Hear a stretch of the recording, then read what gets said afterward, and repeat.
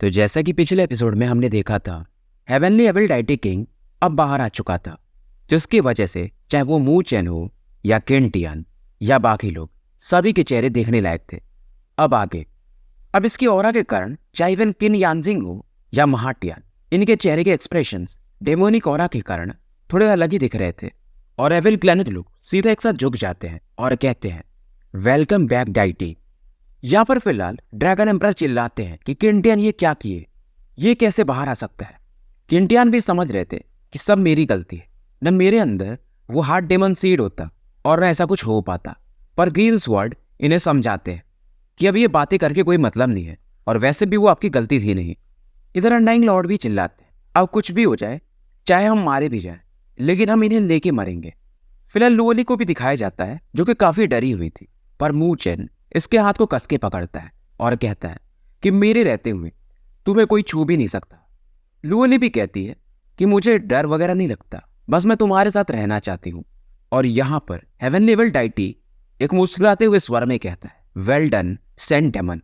Saint Demon भी यहाँ पर वही बात करता है कि डाइटी आपने जो मुझे कहा था, बस मैं अपनी जिम्मेदारियां निभा रहा था। अब हेवन एविल डाइटी कहता है, हालांकि मैं बाहर तो निकल गया हूं, पर मेरा जो स्ट्रेंथ है फिलहाल काफी कम है। क्या तुमने मेरे लिए कुछ ब्लड वगैरह बनाया? सेंट डेमन तुरंत स्माइल करता है, एक हैंड साइन या मूव करता है, और सामने का जो स्पेस था वो तुरंत ही फट जाता है, और नीचे था लोअर प्लेन। अब यहाँ से कई सारे लोगों का ये जो ब्लड था, ब्लड पिलर्स में बदल के हेवनली एविल डाइटी की तरफ उछाल देता है। अब इन लोगों को समझ में आ रहा था, यानी कि ग्रेट थाउजेंड वर्ल्ड के लोगों को, कि लोअर प्लेन को प्रोटेक्ट करना कितना जरूरी था। क्योंकि जो पूरा प्लान था एविल क्लैन वालों का, वो लोअर प्लेन से ही ज्यादातर चलता था। अब एविल डाइटी किंग फिलहाल इसे कोई रोक नहीं सकता था। इस ब्लड को कंज्यूम करने के बाद इसकी जो बॉडी थी अब धीरे धीरे पहले की जैसे नॉर्मल होने लगती है। अब फाइनली इसकी बॉडी ट्रांसफॉर्म हो जाती है। इसकी बॉडी फिलहाल दिखने में काफी गोरी थी, और अपनी आंखों के अलावा इसके 3 और आंख दिख रहे थे। इन्हें हम एविल आइज कह सकते हैं। और एविल डाइटी किंग अब कहता है कि अब मेरा आधा स्ट्रेंथ रिकवर हो चुका है, पर तुम लोगों के लिए काफी है। अब एविल डाइटी किंग का जो एविल आई था, यानी जो फोरहेड के एकदम सेंटर में था, वो अचानक से ब्लिंक करता है और ये बोलता है, डेथ आई। अब इसमें से एक ब्लैक रे निकलती है, जो कि मानो पूरे स्पेस को कवर करने लगती है। इस चीज को देखकर किंटियन और बाकी दोनों ये तुरंत ही अपनी ऑरा को एक्सप्लोड करने को देखते हैं, क्योंकि शुरुआत में कितना भी ट्राई करते हैं, इवन ब्लड ड्रैगन एम्परर और बाकी लोग भी, फिर भी इस डेथ आई को ही रोक नहीं पा रहे थे। फिलहाल किंटियन, ग्रीन स्वॉर्ड और अनडाइंग लॉर्ड एक दूसरे की तरफ देख रहे थे, और लोग भी समझ चुके थे ये क्या करने वाले हैं। अब इनकी बॉडी एकदम हाईएस्ट पॉइंट पे पहुंच चुकी थी, यानी कि अब कभी भी एक्सप्लोड कर सकती थी। पर तभी अचानक से एक पावरफुल सप्रेसिंग हो रहा है, ये दोनों फील करते हैं, तीनों, और 2 फिगर अचानक से यहाँ पे प्रकट होते हैं। किंटियन वगैरह जिनकी की बॉडी अब एक्सप्लोड करने वाली थी, अब ये रुक चुकी थी। इन 2 लोगों को देखकर यहाँ पर सभी लोग हैरान थे, क्योंकि इनमें से एक थे फ्लेम एम्परर और दूसरे थे मार्शल एंसेस्टर। फ्लेम एम्परर यहाँ पर अपने एक फ्लेम पावर से वो जो शूटिंग स्टार था उसे तुरंत एक्सप्लोड कर देते हैं, और वही मार्शल एंसेस्टर ने भी यहाँ पर 8 स्ट्रेंज पावर्स को यूज करके सेम स्टार की तरफ ये अटैक किया था। अब saint emperor, heaven evil deity, इन सभी की नजर इन दोनों पे पड़ती है। किंटियन और बाकी लोग थोड़ा एक्साइटेड थे कि चलो फाइनली ये दोनों आ तो गए। फ्लेम एम्परर और मार्शल एंसेस्टर ये दोनों कहते हैं हमें थोड़ा माफी चाहिए, क्योंकि इन लोगों ने हमारे पास, यानी कि हमारे स्पेस में, कई सारे हेवन लेवल के डेमन एम्परर्स भेज दिए थे, इसलिए हमें थोड़ा लेट हो गया।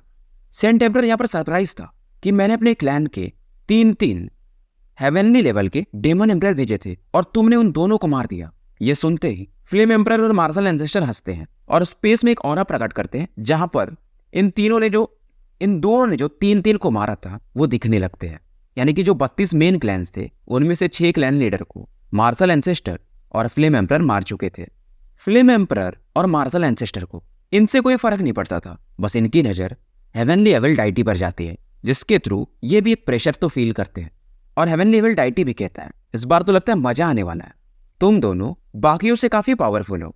इधर ये दोनों भी कहते हैं, लगता है तुम हेवनली एविल डाइटी हो, जैसे कि इमॉर्टल एम्परर ने अपनी लाइफ को सैक्रिफाइस करके सील किया था। अब एविल डाइटी भी कहता है कि ये पुरानी बात है, मैंने इमॉर्टल एम्परर को कम समझ लिया था, मुझे लगा नहीं था कि इस ग्रेट थाउजेंड वर्ल्ड, इस नई दुनिया में भी कोई इतना पावरफुल हो सकता है। अब मार्शल एंसेस्टर भी कहते हैं, इस दुनिया में बहुत सारे जीनियस हैं, पहले तुम्हें इमॉर्टल एम्परर ने रोका था, अभी भी कुछ और लोग हैं जो तुम्हें रोक सकते हैं। एविल डाइटी ये सुन के स्माइल करता है और कहते मैं भी देखना चाहता हूँ कि इमॉर्टल एम्परर के अलावा और ऐसा कौन है, ऐसे कौन कौन लोग हैं। अब फ्लेम एम्परर कहते हैं कि तुम हमको कम में आंक रहे हो, क्योंकि फिलहाल इस समय इमॉर्टल एम्परर के लेवल पे कोई नहीं है। और इसमें फ्लेम एम्परर एक अलग रियल्म की बात करते हैं, यानी कि जो डिवाइन ग्रेड के हेवनली सॉवरिन से भी ऊपर चला जाए। ये सुनकर के एविल डाइटी भी हैरान हो जाता है। फ्लेम एम्परर कहते हैं मुझे मालूम है कि डिवाइन हेवनली सॉवरिन के ऊपर भी एक लेवल है, जो कि शायद ग्रेट 1000 वर्ल्ड का हाईएस्ट लेवल है। अब ये सुनकर के किंटियानो या बाकी लोग भी काफी एक्साइटेड थे कि ऐसा कौन सा पावर है। इस बार मार्शल एंसेस्टर बोलते हैं कि इसे वर्ल्ड का विल पावर कहते हैं। अब ये नाम सुनकर वर्ल्ड्स विल पावर, किंटियानो या बाकी लोग, अब इन्हें थोड़ा समझ में आता है। मूचेन तो काफी ज्यादा एक्साइटेड हो जाता है कि मतलब इसके भी ऊपर एक लेवल है, तो जो ग्रेट 1000 वर्ल्ड है उसका एक विल पावर है। पर नॉर्मली लोग इसे सेंस नहीं कर पाते हैं, और जो इसे सेंस कर सकता है वो इसे बुला सकता है, यानी कि वर्ल्ड के पावर को एक तरह से यूज कर सकते हो। और फ्लेम एम्परर कहते हैं कि पास्ट में इमॉर्टल एम्परर ने वही पावर यूज किया था तुम्हें सील करने के लिए। एविल डैटी भी कहता है मुझे लगा नहीं था कि तुम दोनों को इस बारे में इतना पता होगा, फिर भी ये यूजलेस है क्योंकि फिलहाल अभी तुम उस लेवल पे नहीं हो। अब इस दौरान एविल डाइटी फिर से एक डेमोनिक ऑरा से इन पर अटैक करता है, पर फ्लेम एम्परर और मार्शल एंसेस्टर ये एकदम शांत थे, इनकी आंखें बंद थी, और अचानक से पूरा ग्रेट 1000 वर्ल्ड मानो हिलने सा लगा हो, और एक स्पिरिचुअल एनर्जी यहाँ पे इकट्ठा होने लगती है। और एनर्जी इतनी पावरफुल थी कि डिवाइन ग्रेड के लेट फेज के भी हेवनली सॉवरिन इसे देखकर अवाक से रह जाते हैं। अब वो जो डेमोनिक ऑरा आ रही थी मानो हेवन से 7 स्पिरिचुअल एनर्जी की बीम आती है और इसे तुरंत ही डिसॉल्व कर देती है। इस दौरान फ्लेम एम्परर और मार्शल एंसेस्टर ये अपनी आंखें खोल चुके थे और एविल डाइटी से कहते हैं तुम्हें मानना है तो मानो, नहीं तो हमें फर्क नहीं पड़ता। मैं बस तुम्हें इतना ही कहना चाहूंगा कि मॉर्टल एम्परर जा चुके हैं, पर ग्रेट 1000 वर्ल्ड अभी भी काफी है तुम्हें ट्रैप करने के लिए। अब जैसे जैसे वो स्पिरिचुअल एनर्जी आगे बढ़ती है, बेसिकली वो एक स्पिरिचुअल स्क्रीन में बदल जाती है। किंटियन वगैरह एकदम आश्चर्यचकित थे कि ये क्या चीज है, क्योंकि जो स्क्रीन था काफी मिस्टीरियस दिख रहा था, मानो पूरा वर्ल्ड ही इसमें समाया हो। अब लोगों की बात सुनकर फ्लेम एम्परर और मार्शल एंसेस्टर बताते कि इसे वर्ल्ड का विल पावर कहते हैं, और हमारे दुनिया में इस विल पावर को सबसे पहले इमॉर्टल एम्परर ने सेंस किया था, और उन्होंने इसका नाम दिया था हेवेंस डिक्लेरेशन, यानी कि स्वर्ग की घोषणा। और जो भी इस पर अपना पूरा नाम लिख देगा वो पूरे वर्ल्ड के पावर को कंट्रोल कर सकता है। लोग इसे रेस्पेक्ट की नज़र से भी देखते हैं और डर के भी देखते हैं, क्योंकि ये जो हेवेंस डिक्लेरेशन था ये काफ़ी मिस्टीरियस था।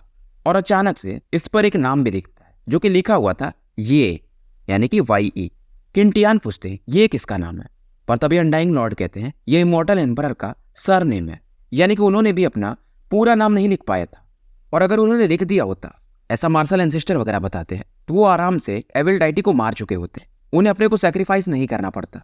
इधर एविल डाइटी को दिखाया जाता है जो कि फिलहाल थोड़ा पीछे हट चुका था, और ये कहता है मैं काफी सरप्राइज हूँ कि तुमने हेवेंस डिक्लेरेशन को सेंस कर लिया और उसे बुला भी पाए, बट फिर भी ये यूजलेस है, क्योंकि अगर तुम अपना पूरा नाम नहीं लिख पाओगे तो ये भी यूजलेस ही होगा। मार्शल एंसेस्टर और फ्लेम एम्परर फिलहाल हंस रहे थे और कहते हैं कि इमॉर्टल एम्परर अगर कर पाए तो हम भी कर सकते हैं। ये दोनों उस स्क्रीन के पास पहुंच जाते हैं। मार्शल एंसेस्टर अब इनकी बॉडी से भी एक डोमिनियरिंग पावर निकलता है, वही फ्लेम एम्परर की बॉडी से मैजेस्टिक फ्लेम्स ये बाहर निकलते हैं। और फिलहाल जो इनका फ्लेम दिख रहा था वो किंग ऑफ ऑन फ्लेम्स था, जिसे कि हम एम्परर फ्लेम भी कहते हैं। और ये चिल्लाते हैं मैं आज जायोयान हेवेंस डिक्लेरेशन पर अपना नाम लिखने जा रहा हूँ। अब ये अपनी उंगली पर इस फ्लेम को फोकस करते और अपना नाम लिखना शुरू करते। हालांकि जैसे ही अपना नाम लिखने के लिए हाथ आगे बढ़ाते हैं, एक भयंकर लेवल का प्रेशर ये भी फील करते हैं। सेम हाल मार्शल एंसेस्टर का भी था। फिलहाल मार्शल एंसेस्टर की बॉडी से 8 डिफरेंट कलर्स को देखा जा सकता था। अब ये 8 इनके एंसेस्ट्रल सिंबल्स थे, जैसे कि डिवोरिंग एंसेस्ट्रल सिंबल का पावर, डार्कनेस एंसेस्ट्रल सिंबल का पावर, ऐसे करके। हेवेंस डिक्लेरेशन में से इस दौरान एक मिस्टीरियस फॉग निकलता है। ये प्रेशर था, पर ये भी इन्हें रोक नहीं पाता है।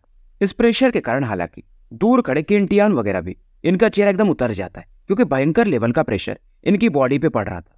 सभी लोग फिलहाल कुछ उम्मीद में देख रहे थे।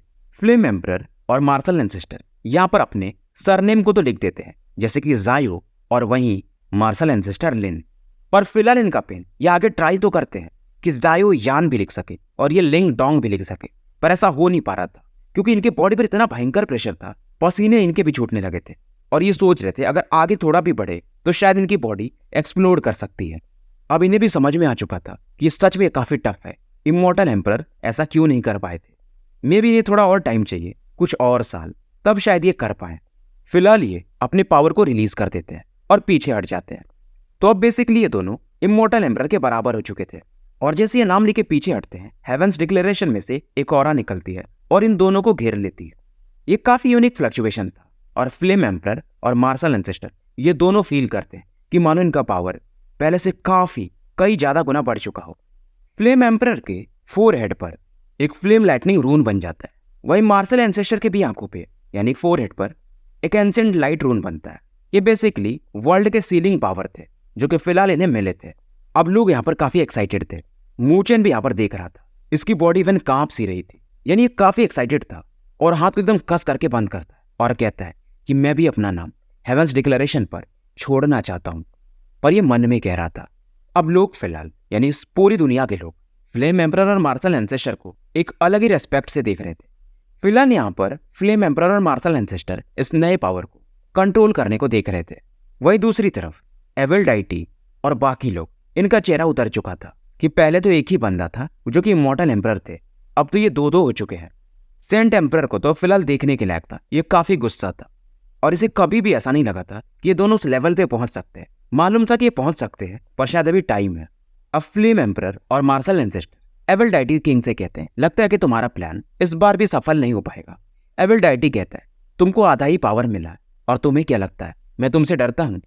फ्लेम एम्परर और मार्शल एंसेस्टर जानते थे कि फिलहाल इसका पावर आधा है और जब ये पूरे लेवल पे चला जाएगा तो शायद इसे रोकना सच में काफी टफ हो सकता है। फ्लेम एम्परर के हाथों में फिलहाल इनका वो ब्लैक रूलर था। अब इस पे ये अपने फ्लेम्स को कंडेंस करते हैं और एक स्लैशिंग अटैक इसकी तरफ बढ़ा देते हैं। वही मार्शल एंसेस्टर एक पंच बनाते हैं जिसमें कि ड्रैगोनिक पावर था और एक dragon light, green dragon light के साथ साथ 8 कलर्ड के स्पिरिचुअल लाइट इसमें मिक्स थे और ये भी काफी तेजी से पड़ते हैं। एविल डाइटी किंग, इसका चेहरा पहली बार इतना सीरियस था, फिर भी ये कहता है, मैं भी देखना चाहूंगा कि हेवेंस डिक्लेरेशन पर अपना नाम लिखने के बाद तुम कितने पावरफुल हुए। अब इसका जो एविल आई था एकदम सेंटर में, वो अचानक से खुलता है और ये बोलता है, वर्ल्ड डेवोरिंग एविल बीस्ट। और इसका इस बार जो लाइट था एक बड़े से ब्लैक बीस्ट में बदल जाता है, मानो ये किसी भी पावर को मानो डिवोर कर जाएगा। इस दौरान जायोयान का अटैक इस ब्लैक बीस्ट की बॉडी से टकराता है। फिलहाल ब्लैक बीस्ट की बॉडी एकदम से रुक सी गई थी और वहीं दूसरी तरफ से मार्शल एंसेस्टर का जो अटैक था ग्रीन ड्रैगन पंच वाला, ये खतरनाक रूप से इसकी बॉडी को हिट कर देता है। ब्लैक बीस्ट फिलहाल काफी ज्यादा पीछे आके गिरता है और इसके अंदर जो एविल लाइट थी वो भी अब डिम हो चुकी थी। लोगों को देखकर यही लगता है कि फिलहाल एविल डाइटी इन दोनों का तो मैच नहीं है। दूसरी तरफ एविल क्लैन वाले ये माहौल देखकर एकदम शांत हो जाते हैं। एविल डाइटी भी कहता है, क्या तुम दोनों मेरा फायदा उठाना चाहते हो? बहुत सही, क्योंकि मैं वीक हूं। फिलहाल ये बंदा काफी गुस्सा था और तुरंत ही अपने क्लैन के जो कुछ लोग थे इनकी ऑरा को डिवोर करने लगता है, यानी कि ब्लड एसेंस को। एविल डाइटी का पावर फिर से एक बार बढ़ता है। अब इस चीज को देखकर सेंट एम्परर और बाकी भी जो हेवेंस डेवन एम्परर थे वो खुद हैरान थे कि एविल डाइटी किंग ये क्या कर रहे हैं, पर फिलहाल इनकी हिम्मत नहीं थी कि इन्हें रोकें। अब सेंट एम्परर चिल्लाता है जो 32 क्लैन के अलावा छोटे मोटे क्लैन थे उनसे कि तुम्हें फिलहाल एविल डाइटी का हेल्प करना पड़ेगा, तभी हम इस बैटल को जीत सकते हैं और बदले में तुम लोगों को फ्यूचर में मेन क्लैन में शामिल कर लिया जाएगा। अब ये सभी अपना जो ब्लड एसेंस था एविल डाइटी किंग को भेजने लगते हैं। एविल डाइटी अब इनकी बॉडी काफी तेजी से शाइन करती है और इनका ऑरा बहुत तेजी से बढ़ रहा था। अब फिलहाल ये ऑरा थी आराम से शायद फ्लेम एम्परर और मार्शल एंसेस्टर को कॉम्पीट कर सकती थी। और जैसे इसकी ऑरा बढ़ती है इसके 2 और आंख यहाँ पर बन जाते हैं जो कि शायद पहले से बंद थे, यानी इसके फोरहेड पर ही 2 नए आंख और आ चुके थे। तो टोटल 7 आंख, अगर मेन 2 आंखों को हटा दिया जाए तो एक्स्ट्रा में 5 आंख। अनडाइंग लॉर्ड यहाँ पर कांपने लगते हैं कि इसकी 5 आंखें खुल चुकी हैं और ये बताते हैं कि प्रीमोर्डियल टाइम में जब इमॉर्टल एम्परर इससे फाइट कर रहे थे तो इसने बस अपनी 4 आंखें ही खोल पाई थी। ये इतना स्ट्रांग कैसे हो गया इतने साल तक? जब ये सील था तो इसका पावर तो कम होना चाहिए। इधर एविल डाइटी अपने हाथ वगैरह को थोड़ा मोड़ के देख रहा था कि मजा आ रहा है। और ये उसके बाद फ्लेम एम्परर और मार्शल एंसेस्टर से कहता है कि अब तुम्हारे मरने का समय आ चुका है। फ्लेम एम्परर भी यहाँ पर कहते हैं, यार ये डेमन ये सच में काफी पावरफुल है। पर मार्शल एंसेस्टर कहते हैं कि कुछ भी हो हमें इसे मारना तो पड़ेगा। फ्लेम एम्परर भी स्माइल करते हैं और कहते हैं, यही तो मैं भी सोच रहा हूँ। अब दोनों अपने पावर्स को फिर से इकट्ठा करने लगते हैं और फिलहाल फ्लेम एम्परर के हाथों में एक लोटस को बनते हुए देखा जा सकता था जो कि दिखने में काफी डिस्ट्रक्टिव था। और वहीं मार्शल एंसेस्टर इनके बॉडी से लगातार कभी थंडर पावर तो कभी आइस पावर, ऐसे करके 8 पावर्स ये इकट्ठा होने लगे थे, एक फॉर्मेशन सा बना रहे थे।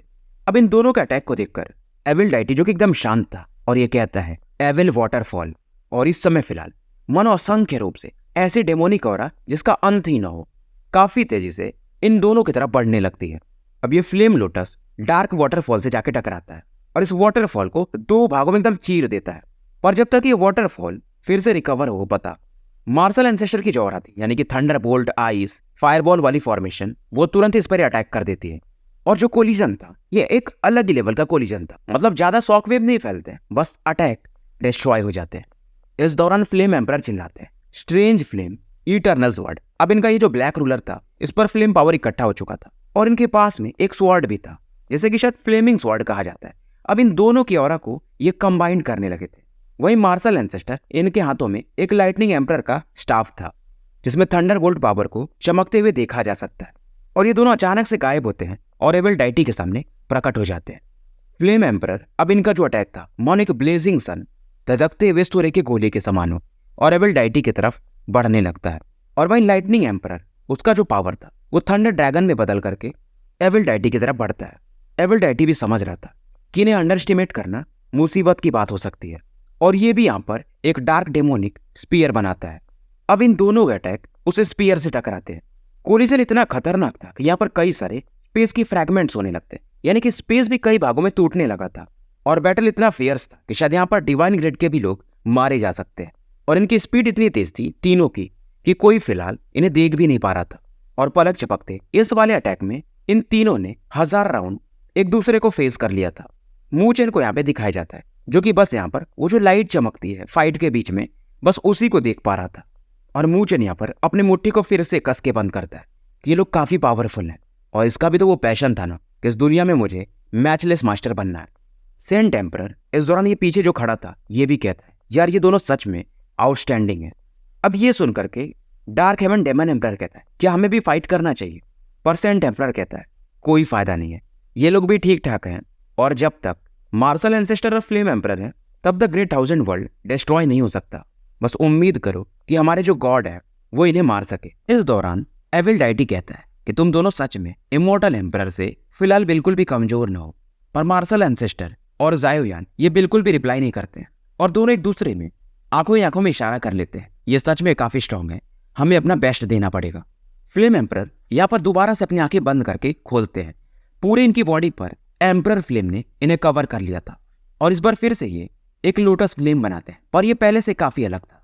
इसमें कई सारे कलर्स को देखा जा सकता है, और हर एक कलर मानो एक अलग अलग फ्लेम को दिखा रहा हो, इसलिए हम ग्रेट फ्लेम लोटस कह सकते हैं। वहीं दूसरी तरफ मार्शल एंसेस्टर को दिखाया जाता है। अब ये दोनों अपने पाम को एक साथ लाते हैं, और इनके भी हाथ पर 8 डिफरेंट कलर्स का एक पावर इकट्ठा होने लगा था, पर इस बार ये अलग था। अब ये जो 8 पावर्स थे यहाँ पर 8 डिफरेंट रून्स को देखा जा सकता है, यानी 8 एंसेस्ट्रल सिंबल्स को ये बाहर निकाल चुके थे। एविल डाइटी कहता है क्या तुम दोनों मरना चाहते हो। अब ये भी बदले में एक भयंकर लेवल का सील बनाता है। डेमोनिक ऑरा काफी तेजी से बढ़ती है। सभी को मालूम चल चुका था कि ये वाला जो अटैक है शायद एक किलिंग इंटेंट वाला अटैक है, मे बी इस बैटल को यही अटैक डिसाइड करेगा। फ्लेम एम्परर बोलते हैं फ्लेम लोटस बुद्धास फ्यूरी, और ये काफी तेजी से इस रोटेटिंग लोटस को आगे बढ़ा देते हैं।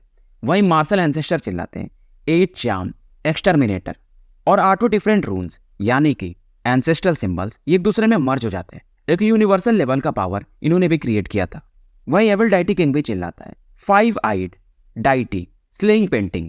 अब यहाँ पर एक स्क्रॉल निकलता है जो कि मानो पेंटिंग के समान, पर इसमें डेमोनिक ऑरा अलग ही लेवल पे था। अब ये जो पेंटिंग था धीरे धीरे अपने को खोल रहा था, पर फ्लेमिंग लोटस भी यहाँ पर खुलना शुरू हो चुका था। इसकी भी पंखुड़ियां मानो खुलने लगी थी, और वो जो 8 ब्राइट कलर्स थे वो भी अब मैग्नीफाई होने लगते हैं। फ्लेमिंग लोटस ये थोड़ा अलग था, इसका एक नीचे में पूंछ भी था, और ये सीधा जाकर उस पेंटिंग से टकरा जाता है। अब जब दोनों एक दूसरे के कांटेक्ट में आते हैं, इसी समय फ्लेमिंग लोटस सबसे ज्यादा चमकता है, और एंडलेस फ्लेम यहाँ पर एक्सप्लोड करने लगते हैं, मानो एक वोल्केनो सा जायोयान ने क्रिएट कर दिया हो। हालांकि बैटलफील्ड से ग्रेट 1000 वर्ल्ड के लोग, यानी जो यहाँ पर आए हुए थे, ये काफी दूर थे, फिर भी ये लोग हीट वेव फील कर सकते थे। पसीने इनके भी छूटने लगते हैं। अभी जो हीट पावर था डेमोनिक पेंटिंग को धीरे धीरे गलाने लगता है। हालांकि डेमोनिक पेंटिंग भी, इसमें से भी 5 अलग अलग एविल आई के जो पावर थे वो भी अब रिलीज होते हैं। दोनों एक दूसरे को डिवोर करने लगे हों, तभी यहाँ पर तीसरा पावर भी पहुंच जाता है और इन दोनों पावर्स को घेर लेता है। ये तीनों ऐसे पावर्स थे जो मानुष दुनिया को ये जिंदा रहेगा नहीं इसे डिसाइड कर सकते थे। काफी डिस्ट्रक्टिव थे। लोग यही सोच रहे थे कि क्या होने वाला है। सभी काफी चिंतित थे। धीरे धीरे ये जो शॉक वेव था ये खत्म हो जाता है। लोग हैरान थे क्योंकि जो फ्लेमिंग लोटस था और एक्सटर्मिनेटिंग लाइट ये दोनों जा चुके थे। एक पेंटिंग अभी भी बची हुई थी और इस पर 5 आंखों को देखा जा सकता है। लोग हैरान थे क्या ये दोनों लोग मिलकर भी उस पेंटिंग को डिस्ट्रॉय नहीं कर पाए। वही सेंट डेमन एम्परर और ये बाकी लोग ये काफी खुश थे। मूचेन उसे स्पेस की तरफ देख रहा था और कहता है कुछ गड़बड़ है।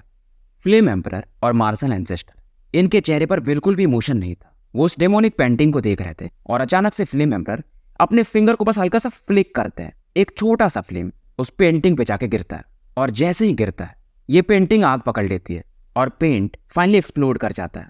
और जैसे ही ऐसा होता है जो एविल डाइटी था उसकी 5 आंखों में से भी ब्लड नीचे गिरने लगता है। चेहरे पर अगर ब्लड आ जाए तो ये और भी ज्यादा डेविल के जैसे दिखने लगा था। पहले जो काफी कुछ था अब इसके भी चेहरे पर एक सिकन था। अब इस टेक्निक के कारण इन लोगों ने यानी कि मार्शल एंसेस्टर और फ्लेम एम्परर ने इसे थोड़ा इंजर्ड कर दिया था। लोग एक बार फिर से खुश हो जाते हैं कि हम लोग कितने भाग्यशाली हैं कि हमारे साथ फ्लेम एम्परर और मार्शल एंसेस्टर इनके जैसे लोग हैं।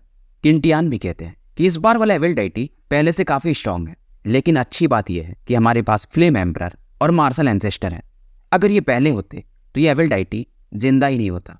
इधर एविल डाइटी को दिखाया जाता है ये अपने खून को पूछता है और इनसे कहता है कि इंडिविजुअल स्ट्रेंथ के मामले में भी तुम दोनों इमॉर्टल एम्परर से ज्यादा हो। मुझे सच में ऐसा नहीं लगा था। फ्लेम एम्परर स्माइल करते हैं और कहते हैं कि तुम भी काफी पावरफुल हो क्योंकि हमें इस दुनिया को बचाना है, नहीं तो हम तुमसे 1-on-1 बैटल करते। एविल डाइटी पे स्माइल करता है और कहता है कि तुम्हें क्या लगता है कि तुम जीत चुके हो। मार्शल एंसेस्टर कहते हैं कुछ भी हो जाए तुम ग्रेट 1000 वर्ल्ड को कुछ कर नहीं पाओगे क्योंकि अभी हमारे पास एडवांटेज है और शायद 100 सालों या उससे भी कम समय में हम तुम्हें अकेले मार सकते हैं। क्योंकि इन्हें मालूम था जब पूरा नाम लिख देंगे तो एविल डाइटी भी कुछ नहीं कर पाएगा। एविल डाइटी इस बात को जानता था। फिर से हंसता है और कहता है तुम्हें क्या लगता है तुम्हें उतना समय मिल जाएगा। फ्लेम एम्परर ये भी हैरान हो जाते हैं और कहते हैं तुम करने क्या वाले हो। अब एविल डाइटी की स्माइल और भी ज्यादा क्रीपी हो जाती है और ये हंस के कहता है कि तुम्हें क्या लगता है कि इमॉर्टल एम्परर मुझे क्यों सील कर पाए थे जबकि मैं उनसे काफी स्ट्रांग था, जबकि सील होना ये मुझे मंजूर था। अब ये सुन करके किंटियान हो या बाकी लोग ये खुद अवाक रह जाते हैं, इवन फ्लेम एम्परर और मार्शल एंसेस्टर भी। फ्लेम एम्परर कहते हैं बकवास मत करो, उस सील के कारण लगभग तुम खत्म ही हो गए थे और ज्यादा कूल मत बनो। अब एविल डाइटी कहता है हल्का सा अपनी दाढ़ी खुजाते हुए कि क्या तुम्हें वर्ल्ड के सेपरेशन के बारे में पता है। अब ये नाम सुनते ही फ्लेम एम्परर और मार्शल एंसेस्टर ये एकदम अवाक थे। अब ये बताना शुरू करता है कि जब भी इस दुनिया से बाहर का कोई इंसान एक दूसरे दुनिया में आएगा तो जो इस वाले दुनिया का वर्ल्ड का पावर है वो उसे सप्रेस करने को देखता है। और क्योंकि मैं दूसरे दुनिया से आया था इसलिए यहाँ का पावर मुझे सप्रेस कर रहा था और जितना ज्यादा पावरफुल वो बंदा होगा उसके ऊपर वो सप्रेशन पावर उतना ही ज्यादा होगा। और क्योंकि इमॉर्टल एम्परर ने मुझे यहाँ पर 49,000 सालों के लिए सील किया था और इतने सालों में अब ये जो सप्रेशन पावर है मुझ पे काम नहीं करता है और अब ये सही समय कि मैं इस दुनिया को कंट्रोल कर सकता हूँ। इवन यहाँ के विल पावर को भी मैं पोजेस कर सकता हूँ और इसको मैं अपने आर्मी का बेस कैंप बनाऊंगा। और ये फिर दोबारा कहता है कि तुम्हें क्या लगता है कि 5 आंखें यही मेरी लिमिट है। अगर तुम्हें ऐसा लगता है तो तुम दोनों बच्चे हो। लोगों के यहाँ पर पसीने छूटने लगते हैं। अब ये डायलॉग मारता है कि बहुत बहुत पहले मुझे लोग 9 आइज एविल डाइटी कहते थे। अब लोग भी हैरान थे कि यार ये 5 आंखों में इतना पावरफुल है तो 9 आंखों में क्या करेगा। पर अभी भी फ्लेम एम्परर और मार्शल एंसेस्टर कुछ कहते नहीं है। ये फिर से कहता है क्या तुम्हें विश्वास नहीं है। अब ये अपने ऊपर का थोड़ा सा कपड़ा हटा देता है। पूरी बॉडी इसके दिखाई दे रही थी और इसके चेस्ट पर कुछ आंखों को देखा जा सकता था, खास करके एक आंख जो कि एकदम इसके दिल के ऊपर बना हुआ था। एक आंख पेट के पास था, 2 आंखें इसके हथेलियों में थी। बस ऐसे समझ लो कि यहाँ पर 4 आंखें और थी। हालांकि फिलहाल ये चारों बंद थी। सभी लोग सोचने लगते हैं क्या ये ग्रेट 1000 वर्ल्ड का ये अंत है। अब तुम समझ ही रहे हो यहाँ पे मूचेन को हीरो बनाना है। अभी एविल डाइटी कहता है कि फ्लेम एम्परर और मार्शल एंसेस्टर अगर तुम दोनों समझदार हो तो मेरे टीम में आ जाओ और अगर तुम लोग आ गए तो मैं ग्रेट 1000 वर्ल्ड को तुम्हें रूल करने दूंगा। फ्लेम एम्परर फिर भी हंसते हैं कि क्या तुम्हारे में इतनी हिम्मत है कि तुम हमें रख पाओगे। एविल डाइटी भी कहता है तुम सही कह रहे हो, शायद मुझे तुम दोनों को मार देना चाहिए, ये तो फ्यूचर में तो तुम मेरे लिए खतरा बनोगे ही। मार्शल एंसेस्टर कहते हैं कि मेरे हिसाब से फिलहाल तुम इन 9 आंखों को नहीं खोल सकते हो। एविल डाइटी हंस के कहता है कि तुम्हारे सेंसेस सच में काफी शार्प है मुझे फिलहाल थोड़ा समय चाहिए रिकवर करने के लिए, और शायद 5 साल, और ये 9 खुल जाएंगी। तो फिलहाल तुम सब अपने को लकी समझो कि 5 साल और जिंदा रह सकते हो। उसके बाद आऊँगा मैं ग्रेट 1000 वर्ल्ड में दोबारा। अब लोग सोचते हैं कि यार मार्शल एंसेस्टर वगैरह को मे भी 50 साल तो और लग जाएंगे उस लेवल पे जाने के लिए, यानी पूरा नाम लिखने के लिए। 5 साल में क्या होगा? अब इस समय चाहे फ्लेम एम्परर हो या मार्शल एंसेस्टर, इनकी आंखों में एक अलग ही किलिंग इंटेंट था। और ये कहते हैं अगर ऐसा बात है तो हम तुम्हें जाने ही नहीं देंगे, चाहे कुछ भी हो जाए। एविल डाइटी हंसता है कि तुम मुझे रोकना चाहते हो, ऐसा कर भी नहीं पाओगे। अब ये सुनकर के फ्लेम एम्परर कहते हैं हम ट्राई तो कर सकते हैं। मार्शल एंसेस्टर इस बार इनका जो 8 एंसेस्ट्रल ग्लेज्ड बॉल था उसे बाहर निकाल लेते हैं, और वही फ्लेम एम्परर फ्लेम्स सबडूइंग डेमन रोप इसे बाहर निकालते हैं, यानी कि रस्सी जिस पर की आग की लपेटें थी, ताकि ये एविल डाइटी को इसमें सप्रेस कर सके। अब दोनों अपने अपने अटैक को एविल डाइटी की तरफ बढ़ा देते हैं। एविल डाइटी जानता था इसे यहाँ पर रुककर कोई फायदा है नहीं। फिलहाल ये अपने बॉडी से एक ब्लैक ब्लड बाहर निकालता है, और इस ब्लड को ये अपने छठवें आंख पर, जो कि हार्ट के पास था, वहां पे डालता है। छठवां आंख यहाँ पे खुल जाता है, हालांकि पूरी तरह से नहीं, पर शायद ये काफी था। अब इसका पावर अचानक से और ज्यादा बढ़ जाता है। अब इन 6 आंखों के पावर से यह डिवाइडिंग डेमोनिक रे ऐसा एक अटैक यूज करता है, और पलक झपकते ये एक ऐसा पावर था मानो कि इस वर्ल्ड को मानो 2 पार्ट में बांट दिया हो। एक साइड में ग्रेट 1000 वर्ल्ड दिख रहा था, वहीं दूसरी साइड में एविल क्लैन वाले। अब चाहे कितना भी वो फ्लेम एम्परर का रोप हो या 8 एंसेस्ट्रल ग्लेज्ड बॉल हो, ये इसी साइड में रुक जाते हैं, ये अंदर जा भी नहीं पा रहे थे। और वहीं वो जो एविल आई था हार्ट के पास वाला, वो फिर से बंद हो जाता है। हालांकि इस पावर के कारण, क्योंकि इसने इसे जबरदस्ती यूज किया था, तो एविल डाइटी और भी ज्यादा कमजोर हो जाता है। फ्लेम एम्परर और मार्शल एंसेस्टर दोनों एक दूसरे को देखते हैं कि यार इसका छठवां आंख ही इतना ज्यादा पावरफुल है। एविल डाइटी अब यहाँ से निकल जाता है और कहता है बस 5 साल मेरा वेट करना। इसकी आर्मी भी इसके साथ निकल जाती है। अब इनके जाने के बाद ग्लेजिंग बॉल और फ्लेम एम्परर का सबडूइंग डेमन रोप ये वापस आ जाता है। दोनों फिलहाल सोच रहे थे यार ये एविल डाइटी ये सच में काफी ज्यादा डेंजरस है। अब यहाँ पर केंटियन और बाकी लोग आते हैं और ये कहते हैं कि फ्लेम एम्परर, मार्शल एंसेस्टर, हमें करना क्या है। मार्शल एंसेस्टर तुरंत ही कहते हैं कि हमें हेवनली सॉवरेन्स जो कि टॉप लेवल के हैं उनकी मीटिंग बुलानी पड़ेगी, क्योंकि 5 साल हमें भी तैयारी करना ही पड़ेगा।